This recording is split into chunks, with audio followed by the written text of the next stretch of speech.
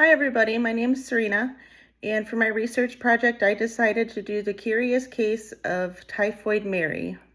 She was infamously known for being the first asymptomatic carrier of a disease it's a person without showing symptoms and actively passes the disease to others. And during this time in the early 1900s, she worked as a cook and got a couple dozen people infected and a few died. And I found this kind of fascinating, this story, because it ties into what we went through during COVID-19 and kind of the same topics of, individual rights and quarantine and all of that. I could go on this case for a while. So I decided to write down my theories so I'm not doing a 20-minute video instead of the required 2 minutes. So I hope me reading this will help get to the point a little better. My first theory is that poor food handling practices and lack of sanitation knowledge in the early 1900s helped spread the typhoid fever. During Mary's time, many people did not fully understand how diseases spread. The idea of asymptomatic carriers, or people who carry a disease without symptoms, was still relatively new. And as a cook, she handled food directly with her hands. And because she never became sick herself, she likely did not believe she was a danger to others.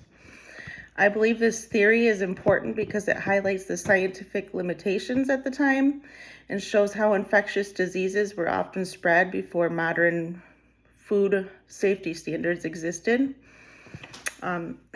My second theory is that fear, stigma, and media sensationalism influenced how the public reacted to Mary Mallon. So you can imagine, to touch on this real quick, COVID-19, it was all over the media and lots of confusion and fear-mongering going on during that time, if you guys can remember. So I can only imagine back then in the early 1900s what Mary Mallon had gone through, to be quarantined and isolated like that. Newspapers began calling her Typhoid Mary, which turned into a symbol of disease and danger. And instead of being viewed as a person dealing with a medical condition, many people saw her as a threat because she was an immigrant woman working in domestic service. Public fear may have made it easier for people to blame and isolate her.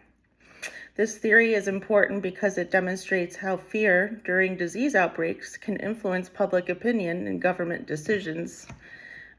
So I instantly think of COVID-19 when I read up on Typhoid Mary. My third theory is that the economic pressure and limited job opportunities contributed to Mary's decision to continue working as a cook, even though she was exiled from doing that. At the time, if you were a cook, you were making decent money as an immigrant. So giving up that career would have made it difficult for her to support her financially. Even after health officials warned her about spreading typhoid fever, she continued to work as a cook.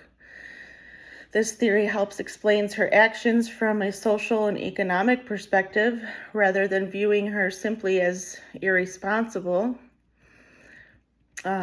Of these three theories, I believe the strongest one is the first one, of poor food handling practices and limited sanitation knowledge.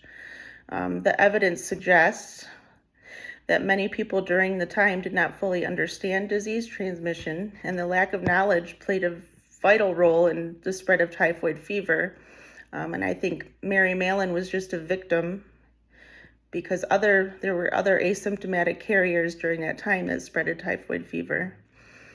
I think all three theories that I wrote down and tried to speak about is pretty strong and kind of just tells the story as it is, how she spread typhoid fever during that time and